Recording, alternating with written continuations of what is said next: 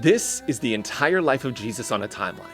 But there's a problem, because a huge part of this story is missing. The Bible doesn't actually tell us much of anything about the majority of Jesus' life. In fact, other than one event that took place when he was 12 years old, 30 years of his life are missing. But here's the cool thing.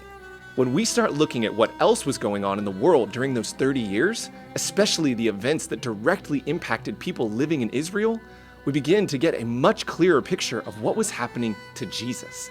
And not only do many of these events prove that the accounts in the Gospels are true, they give us insights that help us understand the Gospels so much more easily and see things in Scripture we've never seen before. So I'm going to take you on a journey through history, covering the lost years of Jesus' life, connecting them with archaeological finds and historical events, and visiting the places that directly connect these things to Jesus' life. And in the end, you'll experience how all of this makes so much more sense when you see it on a timeline. Let's go.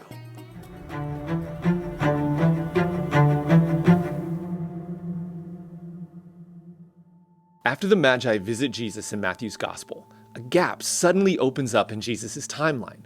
For the next 10 years or so, Scripture really doesn't say anything about what happens in Jesus' life. But if we look closely, it does give us some clues.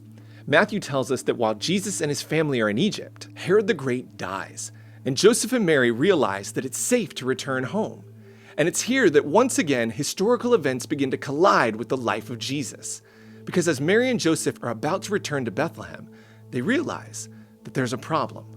You see, upon Herod's death, Rome divided his land up amongst his sons, and the area around Bethlehem was given to Herod's son Archelaus. But according to Matthew, God tells Mary and Joseph that it's not safe to return to the region controlled by Archelaus. So instead of returning to Bethlehem, they move back to Nazareth, which is controlled by another one of Herod's sons, Antipas. And as they're moving back to Nazareth, something happens that will profoundly impact Jesus' life. In the wake of Herod the Great's death, a city named Sepphoris rises up in revolt against Rome and is quickly destroyed. General Varus wipes out all of the resistance and sends many of the Jewish citizens of Sepphoris into slavery. But in the wake of this event, Herod Antipas decides not only to rebuild Sepphoris, but to make it the capital of Galilee, which means that this city, next to Nazareth, will have countless construction jobs over the next 10 to 15 years. Just the kind of work that Joseph specializes in. Let me show you. Now, the word for the occupation of Jesus and his father Joseph is the word tekton. And often we translate this carpenter, right? And we imagine Jesus making tables and chairs. We imagine in our Christmas pageants a wooden manger sitting out there where Jesus would have been laid after he was born. But what do you see around you? Everything here is stone, right? The house behind me is made out of stone. Because in the region of Galilee, especially in areas like Chorazim and Capernaum and these places where Jesus would have been and traveled and even lived, it's filled with basalt stone, this volcanic stone that they use for everything. They use it for their homes, their utensils, all their supplies. They're using what's around them. And so when we think of that word tekton, we don't want to just think of a word that means wood and carpentry. We want to think of stone. That Jesus was a stone mason, that he was a part of this community that used what was around them to build their homes and live their lives. Now, with Joseph being a tekton and Nazareth's proximity to Sepphoris, it's highly likely that Joseph would have worked there. And since we know that around the age of 10, Jewish boys in small towns like Nazareth would begin to informally shadow their fathers and would officially begin apprenticing around age 12, we can deduce that Jesus spent considerable time in this city learning his father's craft and being exposed to Rome and its culture, which may explain Jesus' desire to not only reach Jewish people of his day, but also the Gentiles. And what I want you to see is how it all ties back to that moment in 6 BC when Sepphoris is destroyed. This is a moment that will significantly shape Jesus' life and ministry, as does another major moment that will happen the same year. Luke tells us that when Jesus is 12 years old, he and his family travel to Jerusalem for the Passover festival. And at one point, they lose Jesus, which sounds like an impossible sort of mistake. Like, how do you lose the Son of God? But when you know what Jerusalem was like in the first century, it suddenly makes a lot more sense. 3 times a year, every Jew from around the world was required to travel and worship at the temple, which meant that somewhere around 500,000, maybe even 1 million people would ascend upon the city. It was chaos, and it would have been easy for Joseph and Mary to lose track of Jesus and assume that he was with some of his other family members who had made this journey from Nazareth. Now, I want you to understand why the timing of this moment in Jesus' life is so important. Jesus is coming to Jerusalem at a very specific moment in his life. First, he's coming of age. He's about to celebrate his bar mitzvah. He's at the age where he's going to personally take responsibility for following the Torah. But there's also something else going on. Because do you remember why Jesus and his family moved from Bethlehem back to Nazareth? Matthew says it's because Herod Archelaus was in charge of the region. Well, 6 AD, the year that Jesus goes to the temple in Jerusalem, a region controlled by Archelaus, is also the year that Herod Archelaus is deposed. His reign is so terrible that not only does Rome remove him from power, they annex the entire region and place it under Roman control. The emperor turns Judea into a Roman province and installs a Roman prefect to rule over it. And this event right here will have a ripple effect all the way to Jesus' death 21 years later. Because eventually, one of the prefects who will be placed in charge of this region is Pontius Pilate. But that's not the only consequence of this pivotal moment.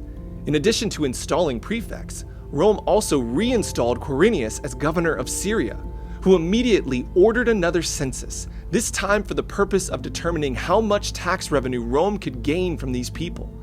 And as a result, a revolution started brewing that would lead men like Barabbas to revolt against Rome, and which would be at the heart of the charges the religious leaders used to bring Jesus before Pilate. In fact, it was from this moment forward that a movement of revolutionaries called zealots began to form throughout Israel. It's possible that one of these men was actually one of Jesus' disciples, and the growth of this movement had a deep impact upon the events that led to Jesus' crucifixion. And one of the places where this is so apparent is a place called Masada. Let me show you. So we're standing here at the top of Masada, a giant fortress in the middle of the desert next to the Dead Sea, built by Herod the Great. Well, around 73 AD, a few years after the fall of Jerusalem, a group of zealots, really the last bit of the Israelite rebellion, decide to move up here into what remains of Herod's fortress. And they live in these areas. They live as families in these dwelling spaces, until eventually the Romans come after them and decide to besiege Masada.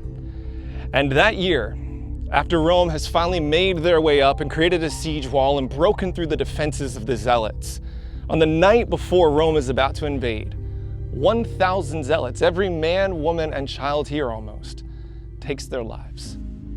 So this place, Masada, is a place of grief and pain and suffering and rebellion. And you might be asking yourself, well, what does any of this have to do with Jesus?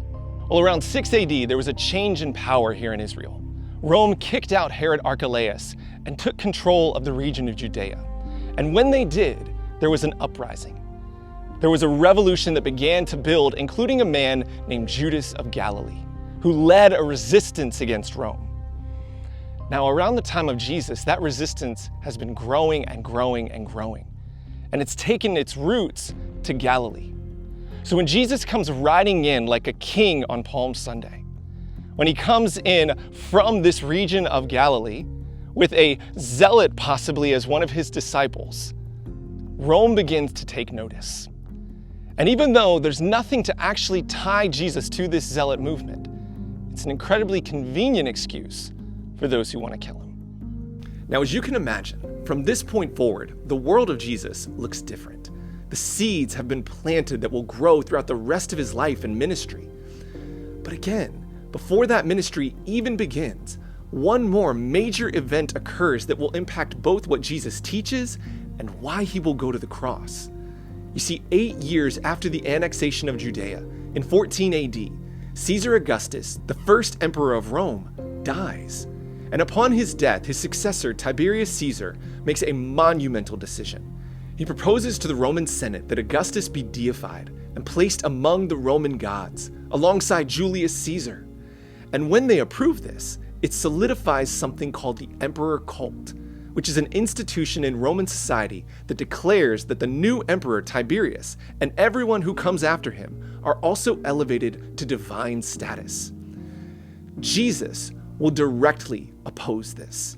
He will go to Caesarea Philippi, a place where Caesar was worshipped, and ask his disciples who they think the Son of Man is, to which Peter will reply that Jesus is the true Son of God.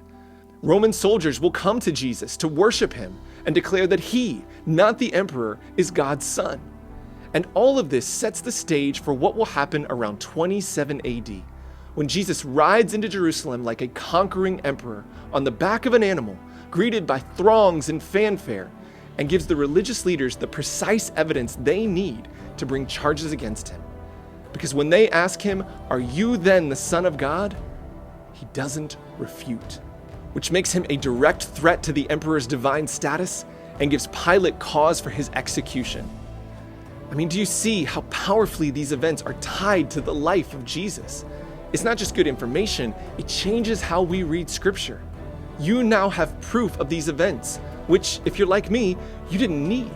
You knew that the Bible was going to be proven right, but now you know how to have conversations with those who don't believe. You have an understanding of why Rome would go so far as to execute a rabbi from the small town of Nazareth, or why it matters that people notice Peter's Galilean accent, or that Jesus has a zealot for a disciple. You know why it matters that Jesus was a tekton, the kinds of people it led him to, and how that explains his strong defense of his ministry to the Gentiles and Hellenistic Jews. And I don't know about you, but knowing all of that allows me to feel like I know Jesus personally. I know his life, how he lived, what he did. I feel like I was living back there with him. And now I can't ever read Scripture the same way again. This is what I call reading beyond the words. It's realizing that when you understand the world of Jesus better, we understand Jesus better. We connect with him, and we start to see things that we wouldn't see otherwise. In fact, if you'd like to learn how to do this, make sure to download my free resource called How to Read Beyond the Words. And if you'd like to see another video from the Holy Land that will open your eyes to things in the Bible you've never seen before, then just click this link right here. Have a great week, God bless, and I'll see you next time.